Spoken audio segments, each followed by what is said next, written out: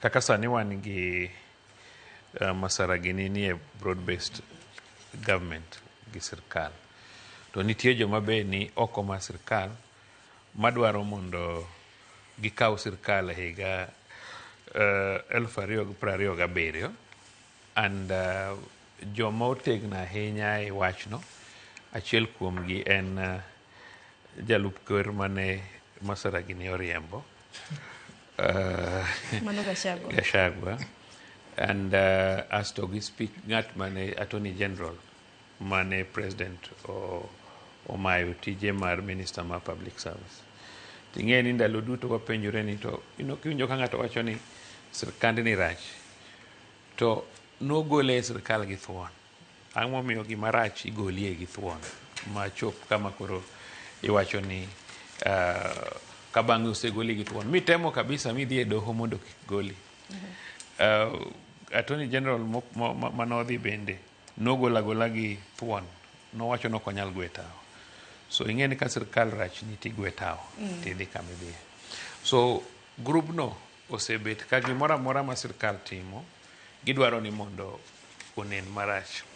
Kapok notim wach mar bedo gi tim mang'iyo joma nyalo bedo ni notho ndalo ng'anyo, tine nwang'o ka gite giwacho ni jogo mondo ochul, jogo mondo ochul.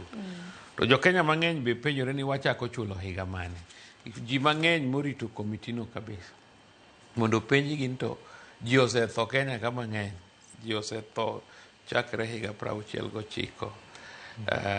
To kata kok kamano nwa joma be naneno kodhi e court UK, but chakre higa 69 wasebedo gi riot ma obila osenege ji. Koro jo Kenya mang'eny mancha rito ni to wadwa ng'eyo ni to chok michulogi ichako chulgi higa mane. Ichako chulgi 1969 osichulo jo 2025, and ichuli nang'o, because mage gik manyaka ji ng'i ni to dibed ni joma notho te gin joma nonegi e gima sirkal wacho ni unlawful deaths. Kosebedi ni ng'anyo kanyo nitie joma nonegi ma bedo justified gi sheria ni nonegi. Niwach mokwongo ka ng'ato tho, e yo miwacho ni iparo ni ng'ato nege or ng'ato commit offense, to onge ng'amo maki nonege.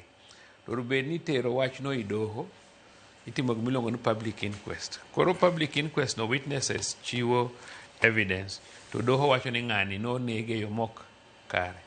Koro okinyal ng'eyo ni to, because gigo ne dhi kelo weche mang'eny. This committee ma Faith owuoke ni, ok enena gimoro mane en ji dhi adhiya to asti ibro chuli. Nitie weche mang'eny ma nyaka ne ji penjre. Nonegi kure, nonegi kidhi kwalo supermarket, idhi break supermarket, ijakuo, you are a robber.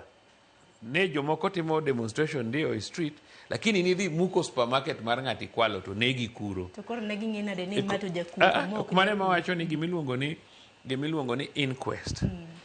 Okinya decide ni ng'ato nonega unlawfully, to ng'amo mak bende onge, nyaka tim gimiluongo ni inquiry into the cause of death. Omiyo kata mana gine mano odhiambo gini bete ni task force ni, ok nen gimoro ma teknika no wach ni tho ni tibro chuli. No, nitie gik mang'eny ming'iyo. To as bende ing'iyo ni ichako chul ji from which year. Mar ariyo, ichulo ng'a. Okinya beda roba modhi muko supermarket. Yes, ji demonstrate. Inti dhi muko supermarket, idhi kwelo, idhi wang'o mtok ng'ato e apaya. Mano ok en riot, onegi kuro. So nitie weche mang'eny ma must be looked into. Nikech nane beni gichako chulo chakre jogo ma bende do masire kwenye chakre Faith to koro safa mana gik ma joluo te safa.